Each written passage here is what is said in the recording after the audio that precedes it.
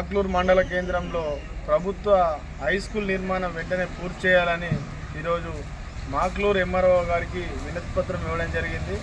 ఎందుకంటే గత 2 సంవత్సరాలుగా నిర్మాణం దశలో ఉంది కానీ ఇప్పటివరకు పూర్తి కాలేదు. దీనివలన ప్రభుత్వ జూనియర్ కళాశాలలో ఈరోజు తరగతులు షిఫ్ట్ల వారీగా నిర్మిస్తున్నటువంటి పరిస్థితి ఉన్నది. పొద్దున హై స్కూల్, మధ్యాహ్నం జూనియర్ కాలేజీల షిఫ్ట్ కొనసాగుతుంది. దీనివలన విద్యార్థులకు ఈరోజు పాఠాలు మొత్తం కూడా సకాలంలో పూర్తి కావడం లేదు.